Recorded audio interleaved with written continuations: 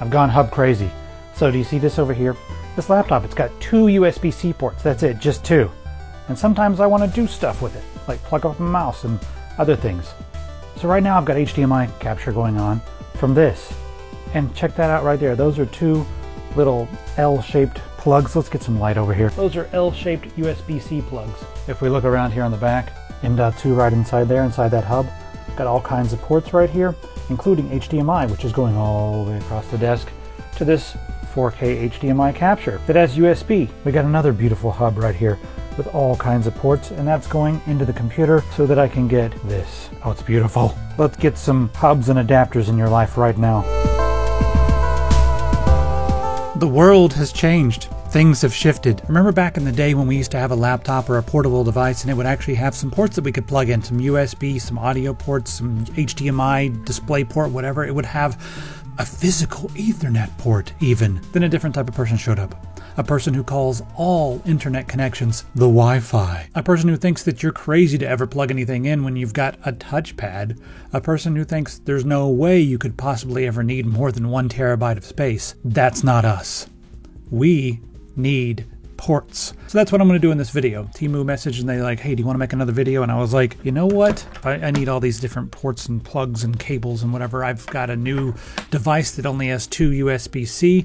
I love it, but my tablet just needs some ports. So what we're going to do in this video is go over all the stuff that I got, and then I'm going to give you some pointers because there are a gazillion different USB hubs and USB-C hubs and adapters and whatever.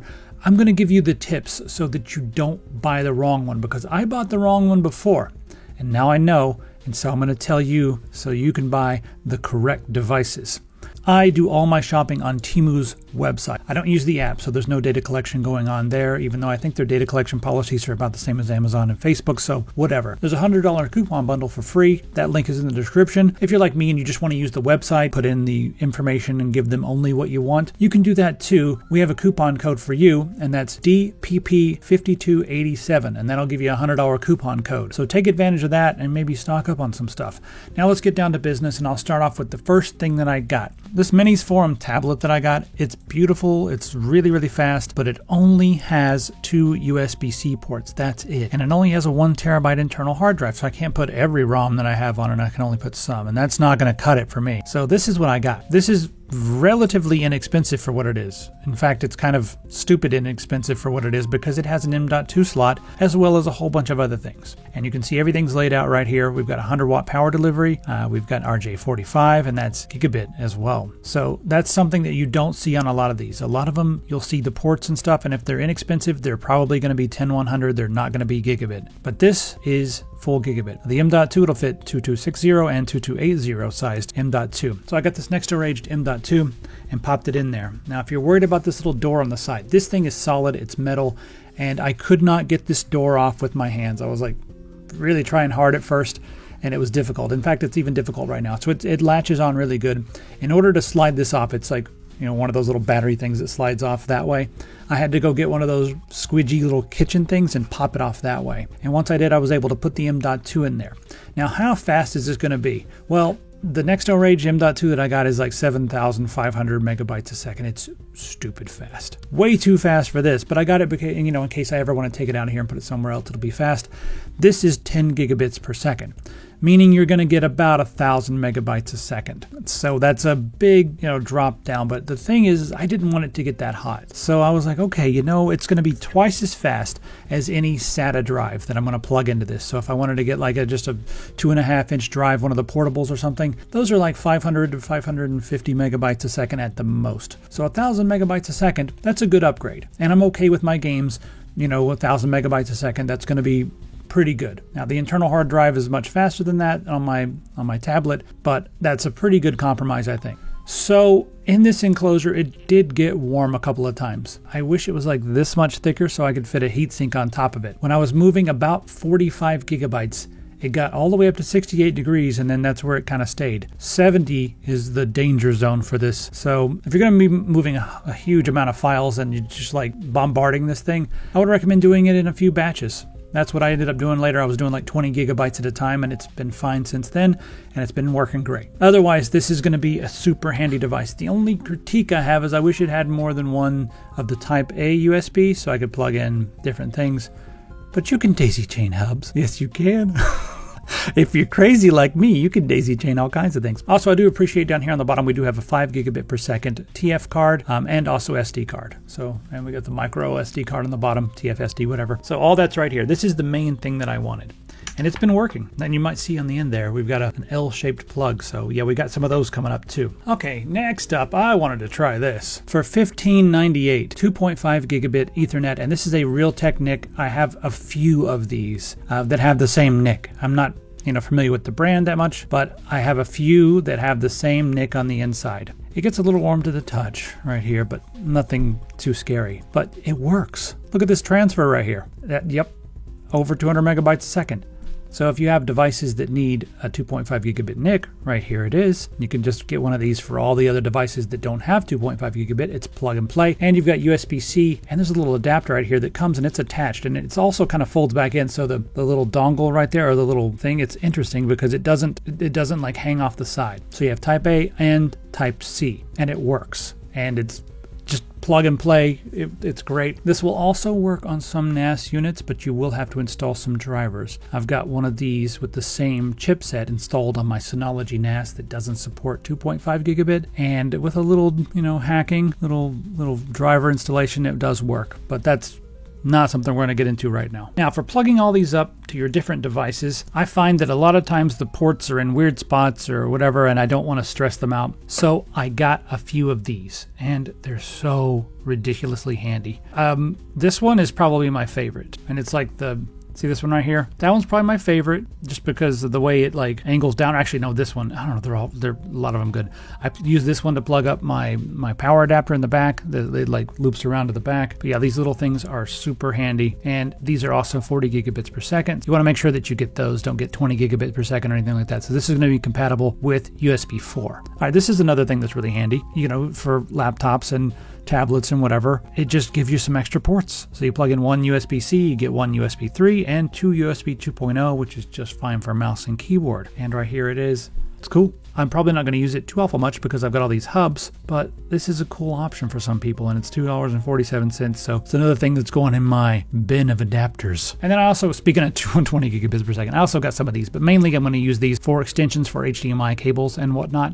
So I didn't care too awful much about 40 gigabits per second because 20 gigabits per second is plenty for regular HDMI use unless I'm doing like 240 hertz and stuff like that. But 4K 60 hertz will work just fine with this, and that's all I really cared about. So I did get a few of these. These are also nice to have around because some of the dongles have extremely short. Now this has a nice braided cable, and the plugs on these are substantial and metal. So it's hard to believe what the prices are on these. You can get like 3 meters for $9.44, but I went with the 1 meter for $6. And I got a right angle one as well. The other thing that's interesting about all this USB-C stuff, a lot of the ports on the back of the computers are USB-C, and they also support either HDMI or DisplayPort. So I got some of these because a lot of the devices I've been getting lately, they don't have a regular HDMI port in the back or a DisplayPort. They've just got a USB-C, and then you're like, well, I got more monitors I want to plug up. Well, you're going to need one of those. I got all kinds.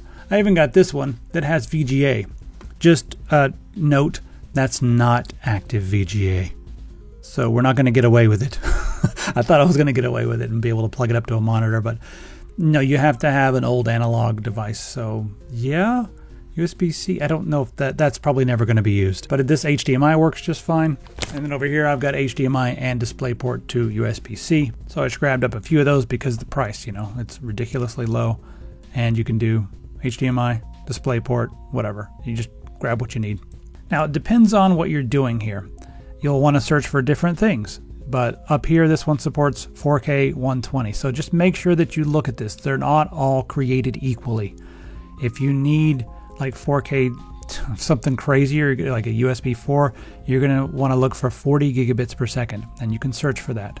like 8K 60 hertz will do 120 hertz at 4K or 2K at 165, as you can see. So you have to just check and make sure that you're getting one that supports that. You will have to do a little bit of reading. This is extremely handy. And the reason it's so handy is because it has pass-through. Now this is an HDMI capture device, which allows you to use USB 3 to plug up to your computer. You can send a signal through the USB to your computer, and it also has your audio ports right there, but it has a pass-through.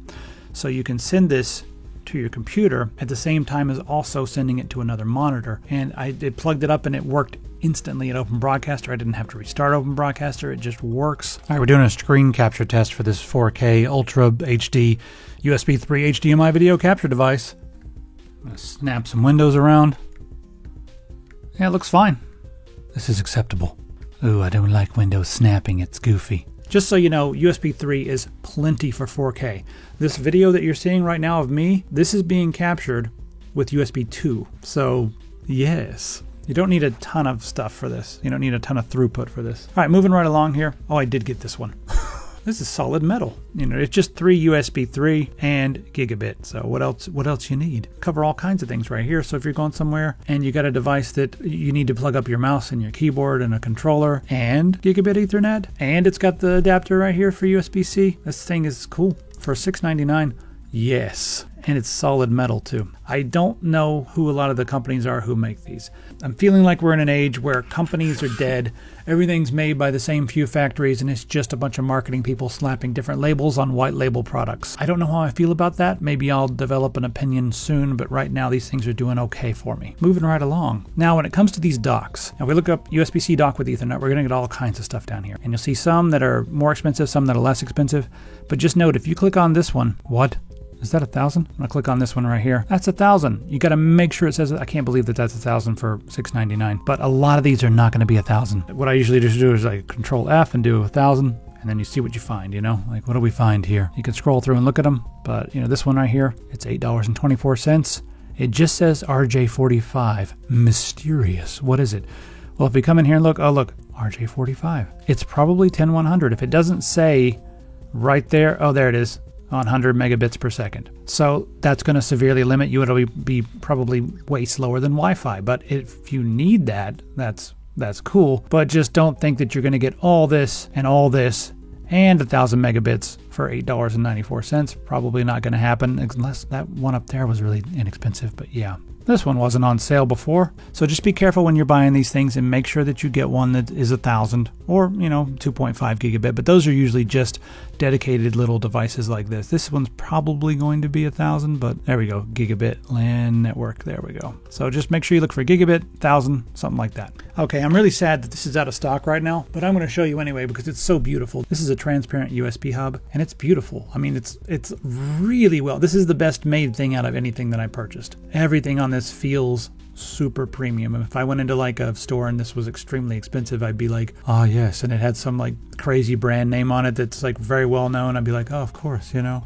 So this feels awesome, but it's out of stock right now. So I'll put the link in the description for this. Maybe it'll go back in stock. But yeah, you got your gigabit, you got your memory card slots over here, you got HDMI, power right there, and then we got some more USB on this side, USB Type A. I love having 3 of those. So this is a very nice hub.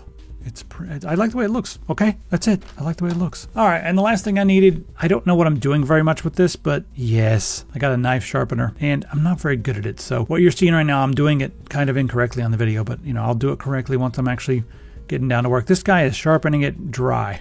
What is he doing? I guess it's good for the photo or whatever, but yeah, this is a Whetstone 1000 grit and 6000 grit. So I just needed to sharpen my knives. So I'll sharpen them. I'll do it right. I'll watch a video tutorial. I just did a little footage for the thing, but I don't think I'm doing it right. I'll do it right later. Don't want to mess up my shooting knives, but yeah, this is two different grits. We got 1000 grit, which is for, you know, like a rough grit for just getting it going, and then you got 6000 grit, which is probably too much for most things, but I have a shooting knife that needs finer grit for the finish. So you start off with the rough one, keep it wet, and then you finish off with the finer grit. to get your knife nice and sharp. You probably only need to do this once or twice a year if you keep your knives in good shape, but gotta have a sharp knife because a dull knife is dangerous. People think a sharp knife's dangerous. It's not as dangerous as a dull knife, I'll tell you right now. So that's that. I've got a lot of options now for things to plug into my tablet with only 2 USB-C ports. Must have been crazy thinking that that was going to be okay for me. I knew I was going to get all this stuff. Now I have all kinds of wonderful things. Yes, you can never have enough adapters, y'all. So head on over to Temu and get the links in the description. Get your $100 off. Use the coupon code. All that is in the description. Okay, everybody. I'll see you in the comments. Let me know what you think.